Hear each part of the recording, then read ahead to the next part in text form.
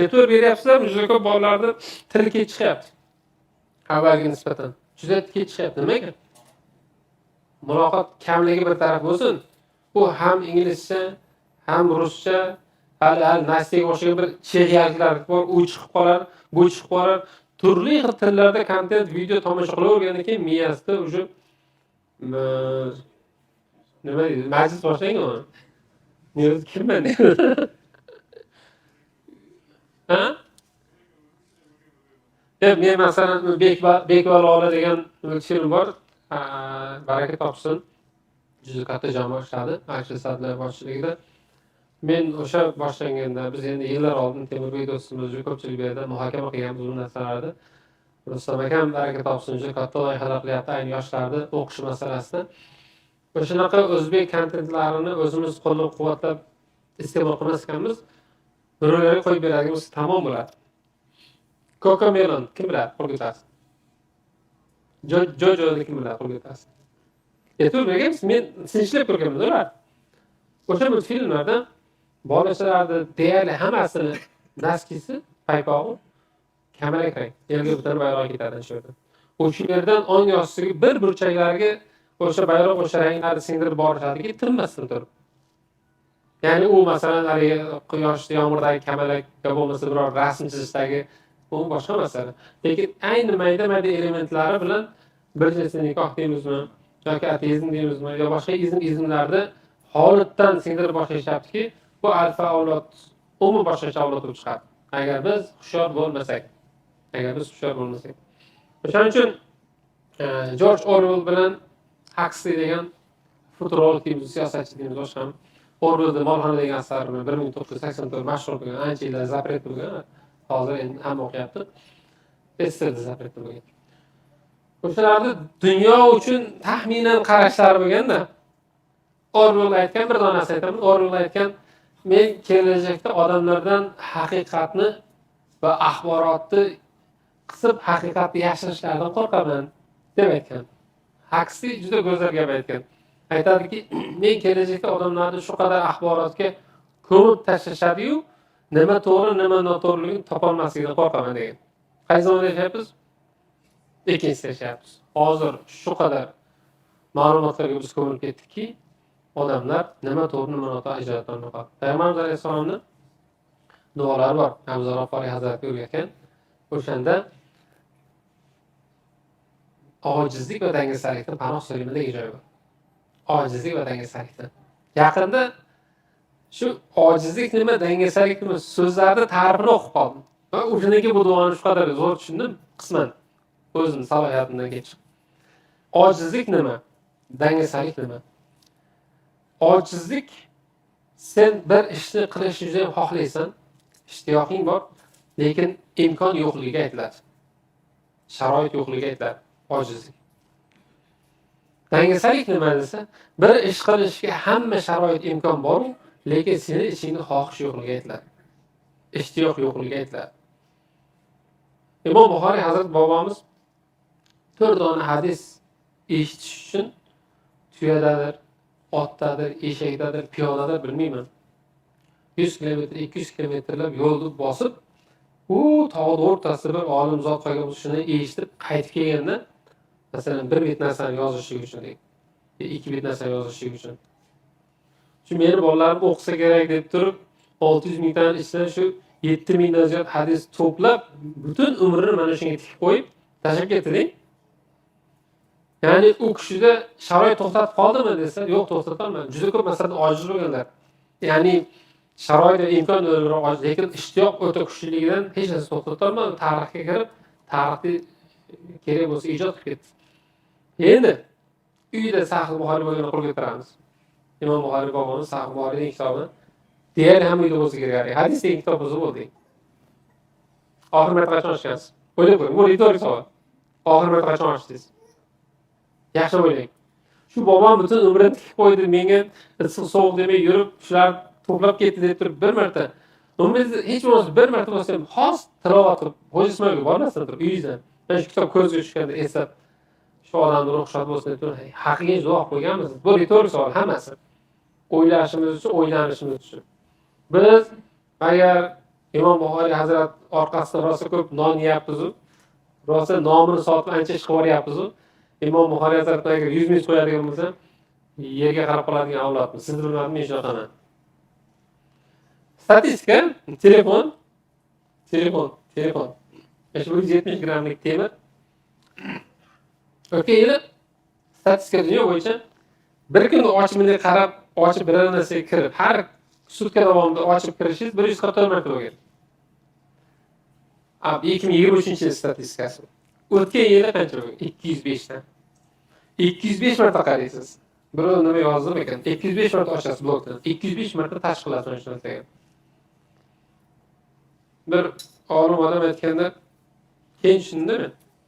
Sahoba ikromlar Qur'oni Karimni shu qadar yopishgan, shu qadar hayotlarini berib, shu qadar undan ajralmas edi. Ya'ni kitob holida u paytda keyinroq tushganu, lekin o'sha qo'llarida nima yozib olgan bo'lsa, o'shani ushlab yuraverardi, qo'ldan qo'ymasdi va shu qadar qattiq bog'langandi deganda men avvalroq o'qiganimni tushunmaganman. Lekin odamlar telefonga yopishib qolib, undan ajramagandan keyin tushundim. Ha, biz bunga Ohangrobodga tortib qullik qilayotganimiz, bunga bog'langanimiz kabi ular bunday bog'langan ekan, kitobga va ilmga deb go'zal narsa yozgan. Endi umumiy aytmoqchi bo'lgan narsam, biz bugun o'zi aslida nimalarga g'ayrat qilishimiz kerak, nimalarga yopishishimiz kerak, o'zimiz qaysi tomonga ketyapmiz degan mavzu bo'ladi. Umumiy davra sifatida olib boramiz. Mendagi mavzuni bir o'rtaga tashlab, o'zimiz taxminan bermoqchi bo'lgan yechimlar haqida ikki og'iz gapirib, so'zimni yakunlayman. Boshlaydigan o'g'ilga ko'taramiz. Va umrida bir marta bo'lsa ham o'ta yomon benzin quyib qo'yib pushaymon bo'lgan o'g'ilga ko'taramiz. Nima bo'lgan o'sha paytda? Yomon benzin quyganlaringizni. Keyin nima bo'lgan? Benzin asos quyib qo'ygan. Qanchaga tushgansizlar? Eng qimmatini eshitdik-da. Motorgacha boradi-ku. Juda yomon bo'lsa. Qancha xarajatga tushirgansizlar? 3 million atrofida. Shuncha xarajat tushgan, ancha asabingizdan ketgandek. 2,5 million.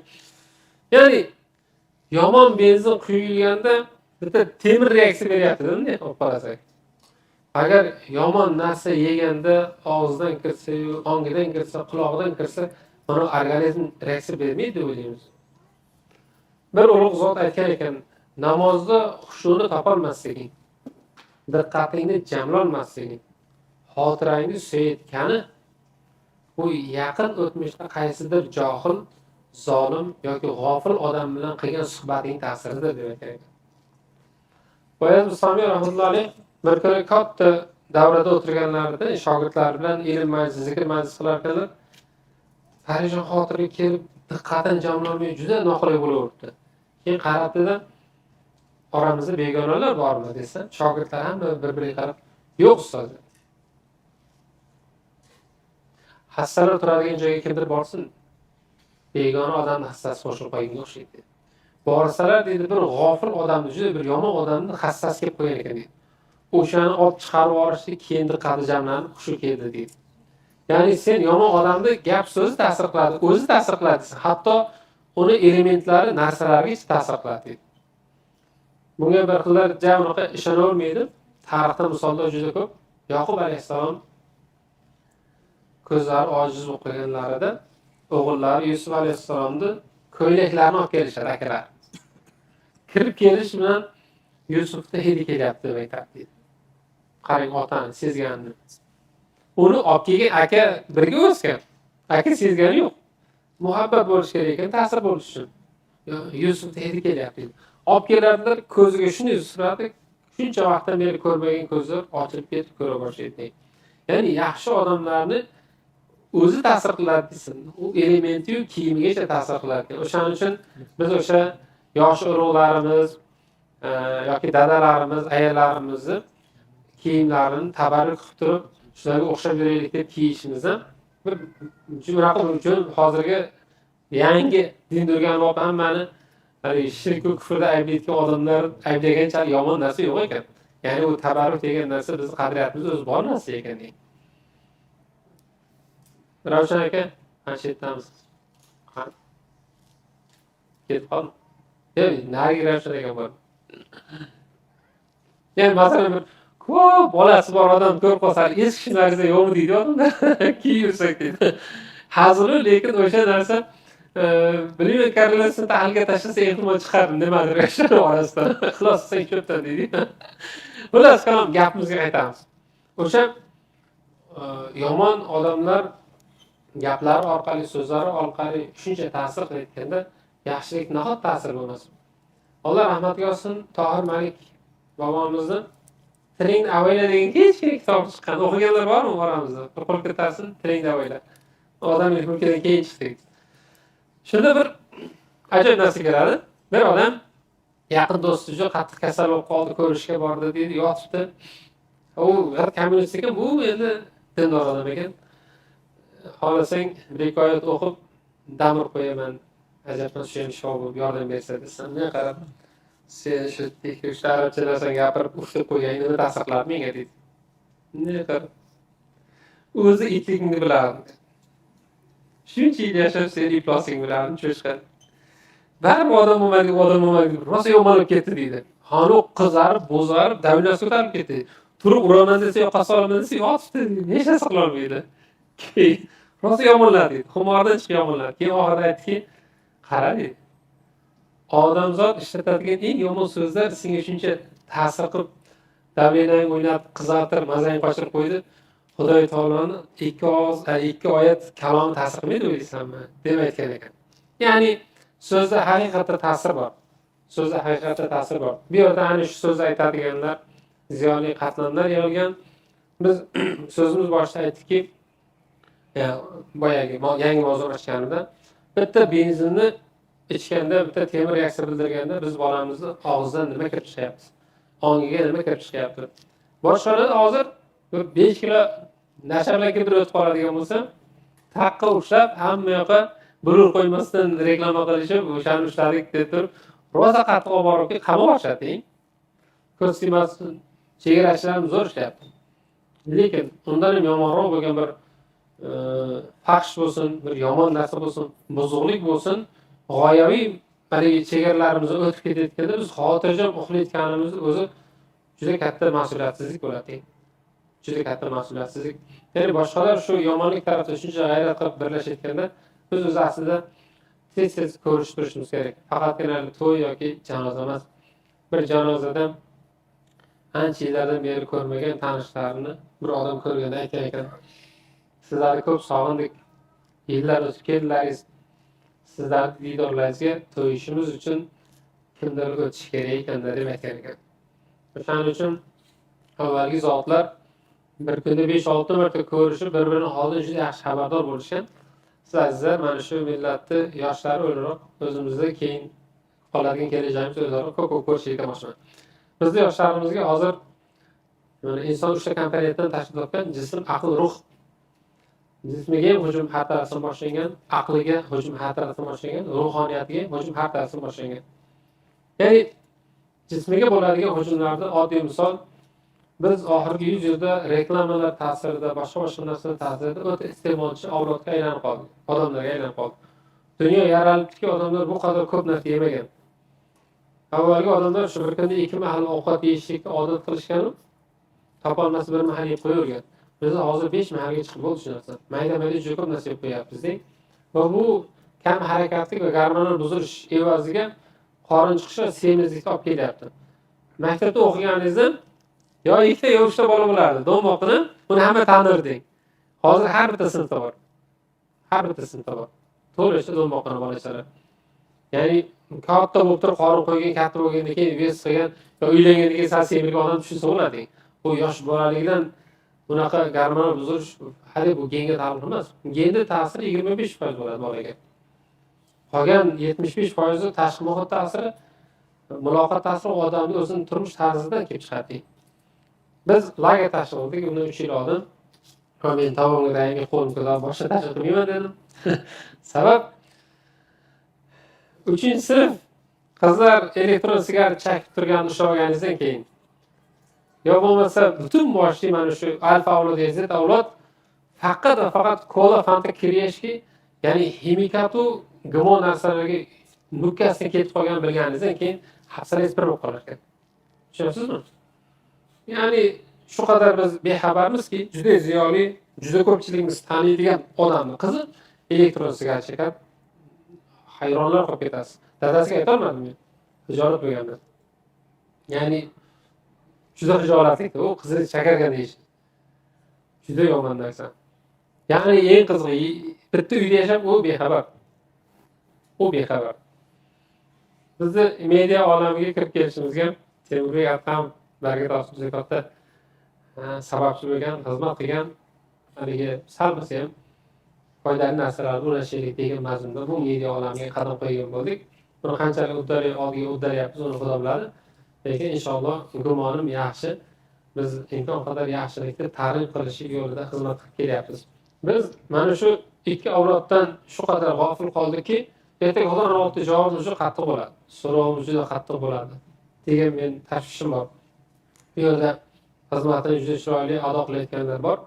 Bu mesajni bir butun qilib berib qo'yapman.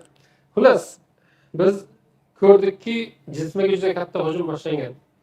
Mana biz yuksalish maktablaridan 3 oydan ziyod ishlandi. Nutritsol dietologlarimiz to'liq, chunki bu ximikat aralashmagan holatda taomnoma olib chiqdik.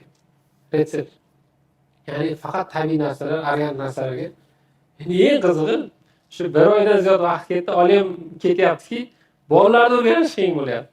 Ya'ni shu qadar ximikatga gumog o'rganib qo'ygan, shu qadar boyagi narsalar o'rganib qo'yganki, tabiiy narsani organik qabul qilmaydigan darajaga qoldi. Bir tanishim aytyapti, jiyani vafot qildi deyapti, 27 yoshlar bola ekan.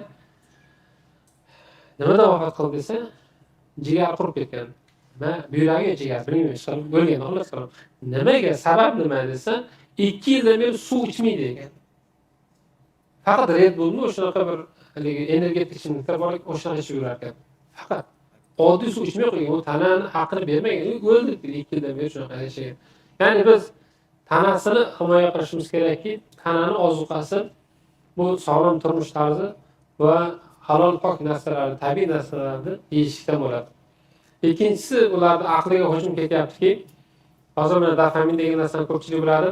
Juda qisqa muddatda bolalarimiz shu yarim soatda eng kam 30 ta video ko'radi, ular. Bo'lmasa 60 ta ko'radi yarim daqiqada. Voqealar rivoji shu qadar tez o'zgarishga o'rganib qolgan. 1 minutda tubdan o'zgarib ketishga tayyor turgan bu miya endi monoton narsalarni qabul qilmaydigan qoladi. Darslarda zerikishi, juda ham tez unutishi va hissizlik boshlanadi. Men bir yilda 1 oy telefon umuman tutmaydigan oyim bor. Ya'ni bir yilda 1 oy umuman telefon deyarli ishlatmayman. 2 yildan beri shunaqa qilyapman va birinchi yil qilganimda bir ajoyib holatga duch keldim. Ya'ni telefon ishlatmasangiz, umuman telefon ishlatmasangiz nima bo'ladi? Diqqat juda ham zo'r jamlanadi, xotirangiz kuchayadi va qalbingiz agar o'lgan bo'lsa tiriladi, qotib qolgan bo'lsa yumshaydi deng. Ya'ni har doim qo'yib qo'yadigan bir video, ya'ni nima deydi, ma'nolik. Mashinada ketayotgan bitta qo'yib qo'ydim-da.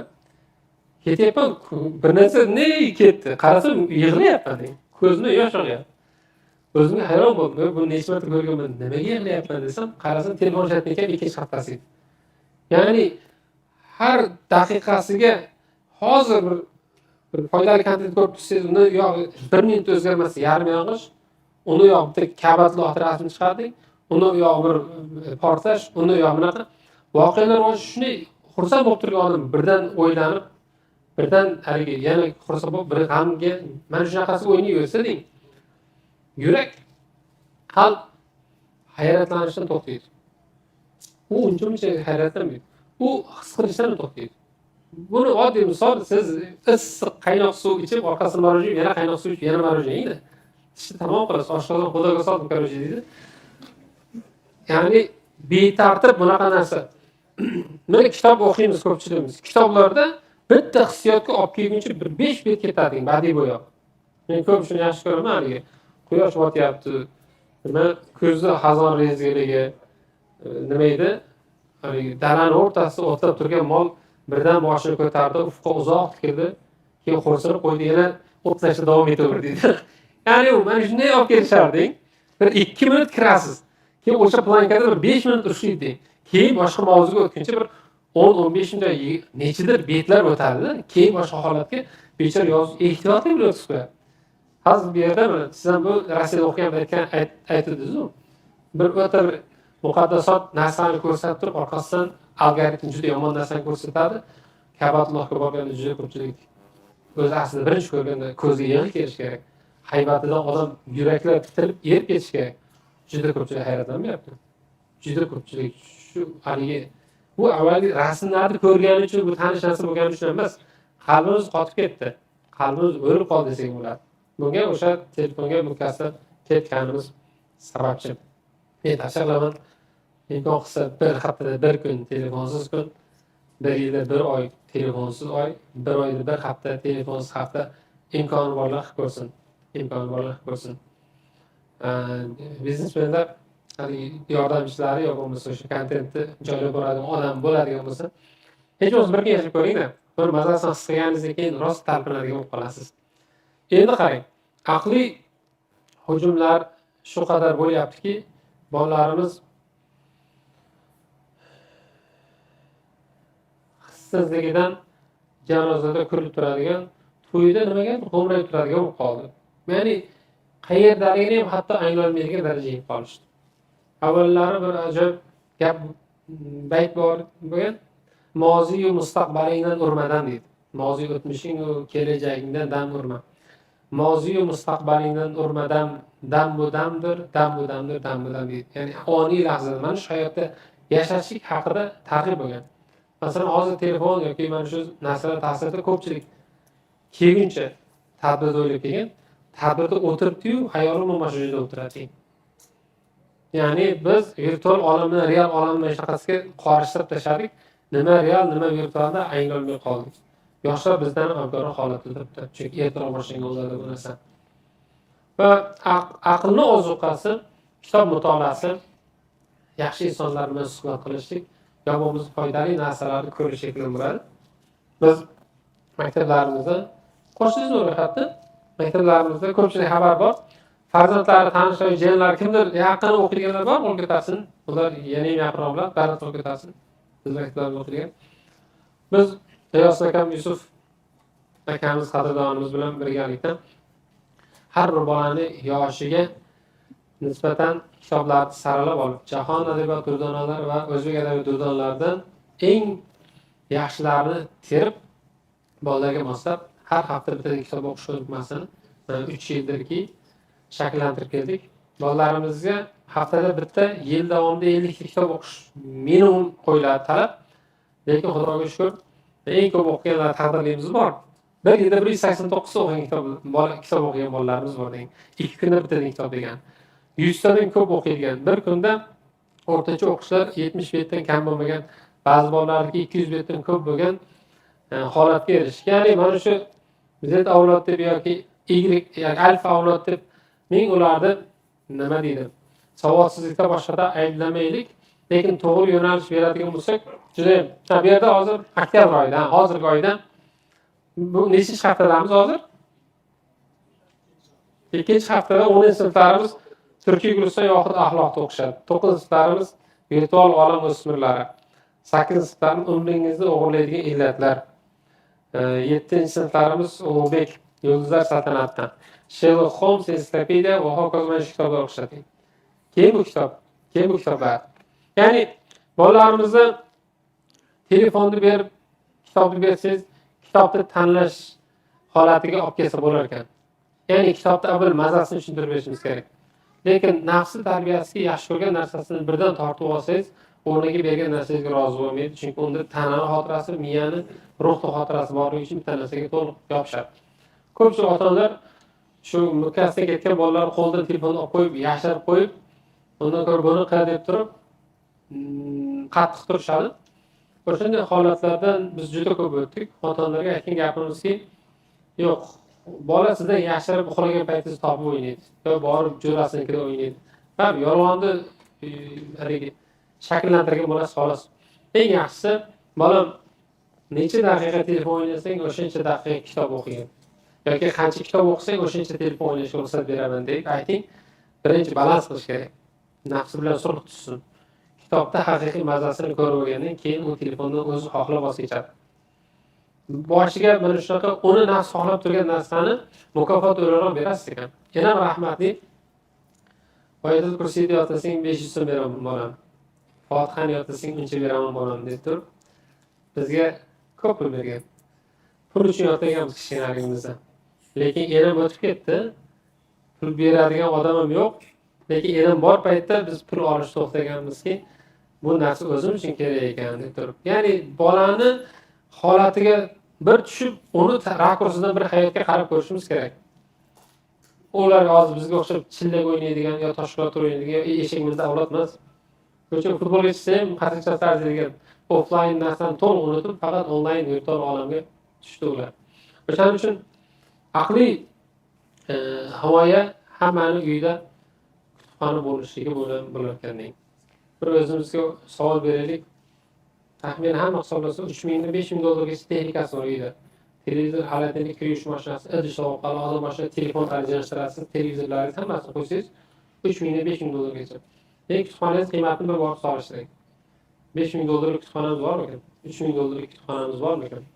O'shaning uchun topgan pulimizni ozgina bo'lsa ham kitob olib, uyga borib turib, o'shani farzandlarimizni oldida ko'rsatib o'qishligimiz ham ularga targ'ib ekan. Ko'rib o'rganadi. Kimda oilaviy pechatim muhri bor, falonchi iftar oilasi yoki Odilbek Mirzayev shaxsiy kutubxonasi shunday. Pechat qilganmisizlar muhrlar? Qilganlar bormi? Inshaalloh kimda yo'q bo'lsa, keyin kelishlariga bizdan hadya bo'ladi, Xudo xolasa. Abdulaziz Muhammad shaxsiy kutubxonasi deganlar chiroyli qilib pechat yasab beramiz. Har bir kitobni o'qishni boshlagan sanada, tugatgan sanada yozib qo'ysa bo'ladigan. Chunki bizda an'ana shunaqa. Va bitta polka qilib qo'yaylik hammamiz. Ya'ni bo'sh bo'lsin, faqatgina o'qigan kitoblarimizni to'ldirib boshlaymiz. Bolalarga juda katta o'rnak bo'ladi. Va eng oxirgisi ruhiy tahdid. Bolalarimizga ruhoniyatiga juda katta har taraflama hujum bo'lyaptiki, ruhoniyati ozuqasi ibodat, duo, zikr, yaxshilik qilish bilan bo'ladi. Boshqalarni o'zidan ustunroq ko'rib, ularning manfaatini oldinga chiqarish, o'zini menini orqaga olishlik bilan bo'ladi. Biz ko'p aytgan bu gapni o'quv markazimizda 15 mingga yaqin boladan intervyu olganmiz. Savolnomani to'ldirishadi. Shunda oilangizda qaysi holatdan ko'nglingiz to'lmaydi degan savol bor.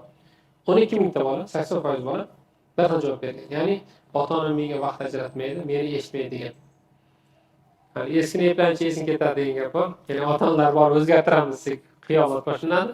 Bundan ko'ra bolani o'zgartiraylik deb turib, bolalarga biz shunday bir instrument joriy qildik. Ya'ni bugundan boshlab ota-onangiz agar sizni eshitmasa, sizga mehr bermasa, siz berasiz va albatta u tirik jon bo'lsa qaytadi.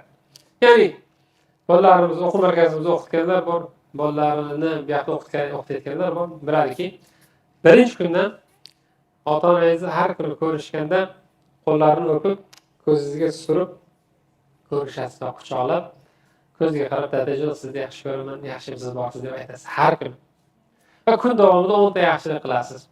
Oyoq kiyim tozalab qo'yishingiz mumkin, kiyimini suklab berishingiz mumkin, boshqasini yuvib qo'yishingiz mumkin, charchab keyin massaj qo'yishingiz mumkin. Va hokazo ketadi shunaqasiga.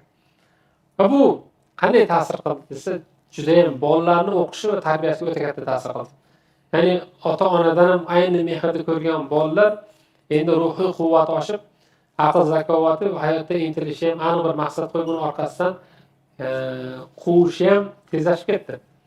Ota-onalardan olingan mehr bilan oilada o'zining o'rnini borligini his qilgan bola endi birovlarning e'tiboriga zor bo'lmaydi hech qachon. Mana jinoyatchilikka moyil avlod, zeda avlod bo'lmasa, qizil toifadagi bolalar deymiz. Qayerga kelib chiqyapti? Nima uchun ular turib masalan ustozni uradi yoki ko'chada ketadigan yosh katta odamni sakrab tepadi? Nima uchun o'g'irlik qiladi? Nimaga ekstremal qilinglar qiladi? Qanchasi qilinib o'lib ketdi? Nimaga? Chunki oilasi mehr ko'rmagan. O'rni yo'qligidan endi boshqalardan e'tibor jalb qilmoqchi bo'lib turib, har xil yoshiga yarashmagan qilinglar qilmoqchi edi. Har xil jamiyat nostandart qabul qilgan narsalar qilinglar qilib boshlaydi. Bir qizlarga o'xshab o'ynaydigan bolalar chiqib qoladi Instagram va TikToklarda. Shularning ota-onasi bordir, shularning akasi bordir deb o'ylab qolasiz. Bor, lekin e'tibor ko'rmagan o'shalar, tushunyapsizmi? Lekin qolganlar e'tibor ko'rib o'rmagan-ku, masalan bizga ro'si dadalarimiz katta qilmagan-ku. har qanaqasi yopmoqchi bo'ladi, lekin ular hech qachon shu javobini berolmas ekan. Lekin har bir yerda kattalar mas'ul bo'ladi shu narsaga. Biz ularga imkon qadar ruhoniyatiga foydali bo'ladigan instrumentlarni berib yoki keyslarni berib, biz hayot unchalik bir oson narsa emasligini his qildirishimiz kerak. Z avlodni alfa avlod kam harakat, kam xarajat qilib, imkon bo'lsa qilmasdan tez natijaga erishish xohlaydi. Juda tez ashib ketmagan bulardan. Ko'pchiligimiz so'zim oxirida bir odam keys bilan tugataman. Ota-onamiz qadrini qachon anglaymiz? Ota-onani qadrini ko'pincha ota-ona bo'lgandan keyin va ota-onani yo'qotgandan keyin anglaydi ko'pchilik. Menga afsus bo'lsin kim. Alloh rahmatiga olsin. Kamol osh markaziga oshkora, rahbari Sa'dullo akamiz o'tib ketdilar. Alloh rahmatiga olsin. Juda yaxshi inson edi. O'g'illarimiz o'qirdi. Bir kuni so'radim. Qalay endi? O'zgarishlar bormi desam, ha bor. Nima yangi desam, bir kun sizlardagi muzokara borish san'ati bor edi darsda. Shundan keyin amaliyotga deydi, Chorsuga bordi bolalar deydi. Xo'p, koordinator 2 soat vaqt kirib pul topib chiqasizlar. O'g'irlamaysizlar, tilanchilik qilmaysizlar, birovga yalinmaysizlar, ishlab halol pul topib chiqasizlar. Hamma tarqab ketgan, bular kuzatib turgan. Bolam deydi unga borgan. Hozir Z avlod shu bitirishimga hamma menga haligi ish taklif qilsa kerak deb o'ylaydi. Hayot bu beshafqatligini, ko'pchilik yo'q deyish mumkinligini bilmaydi. Bechora unga borgan yosh bola kimga kerak? Bor yo'qol degan. Unga borgan hamma markaz qilor, bechora rosa singan deydi. Oxiri bitta yosh katta onaxon bolam keldi debdi. Korobkalar tahlil rosa ishlab, tahlab. Endi o'zim sotasin. 2 soat o'zim sotib 10 ming so'm ishlatdi. Xo'p, haligi onaxon yomon shu siri ekan, pul bermabdi, 1 kilo o'zim berib yubordi dedi. Kechqurun uyga kelsam dedim, bolam yugurib kelib quchib olib ko'rishyapti men bilan dedi. Tanijon, o'tirdim dedi. Keyin vazaga o'zim solib keldim dedi. Olib keldi, yuvib olib kelyapti. O'zimni oling dedi. Xo'p, oling. Oldim. Shirin ekan dedi. Ha shu oddiy o'zimda, buni hidini qarang, shirinligiga qarang. Keyin ukasi kelib qoldi dedi. Ne olib turib, yeb, shu o'zimni tashlab yubordi. Nimaga tashlaysan dedi, olib turib, ko'zlariga surib qo'yib qo'yapti dedi. Men dedim, necha kilo, 100 kilo tonnalab o'zim olib kelganman, qaramagan dedi. Zoya musorga tashlab yuborgan dedi. Sal haliga qolsa. O'zini qarang, mehnatiga ozgina narsani shuna qadrlayapti. Va o'sha voqeadan keyin dada menga falon narsani olib bering, dada menga falon narsani olib bering deb turib, menga katta xarajat aytmaydigan bo'lib qoldi. Bir boshqacha bo'lib qoldi, men tushunadigan deyapti. O'shaning uchun bu avlodga biz ozgina hafsala qilsak, mana shunaqa oddiy elementar instrumentlar bilan bir pasda ulg'aytirib qo'yishimiz mumkin ekan. Mana shunaqa oddiy kimdir gapi yo kimdir o'sha bir foydali videosini ko'rib turib o'zi hayotida bir tub bo'lish yasash mumkin ekan. Men umuman bugun so'zim boshida aytgan gapni yana qaytarib yakunlamoqchiman. Xulosa o'laroq, yovuzlarning g'alabasi ularni kuchliligidan emas, balki yaxshilarning dangasaligidandir. Aziz yaxshilar, hech qachon dangasalik qilmaylik. Yaxshilik va taqvo yo'lida birlashaylik. E'tiboringiz uchun rahmat. Salomat bo'ling. Bizni davradagimiz aka ustoz oxirini o'z beraverasiz kimga? Men orqaga ketdim, kechasi uxlamagan uxlayman deb ketib bordi shekilli. Xullas, aziz ustozlar, bugun maktabimiz ochilishini allaqachon kutib o'rganmiz. Menda qancha bo'ldi, bir oydan beri o'qiyapti. Lekin ko'pchilik kelolmaganda, o'sha kelolmaganlarda bir didorlashaylik deb biz bitta ehson osh qarz edi, o'sha osh chiqarib duoyi xayrlaymiz. Umidvor o'ylaroq bugun chaqirganmiz. Kimdir o'sha maktabni prezentatsiyasini kutib kelgandir, kimdir umuman ta'lim haqida ko'p narsa gapiriladi deb kelgandir. Yo'q, ta'lim faqatgina dars berish bilan bo'lmayapti hozir. Instagramda Sarvar akamda yo bo'lsa Badrin akamda bitta dona foydali narsani qo'yishigini o'zi ayni ta'lim bo'lib turibdi hozir. Chunki bolalarimiz 3-4 soat maktabda bo'lsa, 7 soat telefonda o'tiribdi. Siz bir video qilgansiz, bankaga har bir narsalar sol oshqozon, men oshqozonim o'shaniki rahim kelgan. Aralashtirib yemaydigan bo'lganman, tushunasizmi? Ya'ni siz qo'yayotgan videolaringiz, qilayotgan kontentlaringiz qanchalik ahamiyatli odamlarning hayotini tubdan o'zgartirib yuborayotganini his qiling deb turib, va mana shu yo'lda dangasalik qilmaylik, to'xtamaylik. odamlar shuncha hayrat qilayotganda biz nimaga birlashmasimiz kerak degan mazmunda umumiy bir muammoni messenj yo'llarini o'rtaga tashlab yechimlarni endi siz azizlardan bir qidirgan odam bo'lamiz. Kimdir agar fikr mulohazalar bo'lsa, marhamat, agar adashgan joylarimizni to'g'rilab qo'ysangiz zo'r bo'lardi.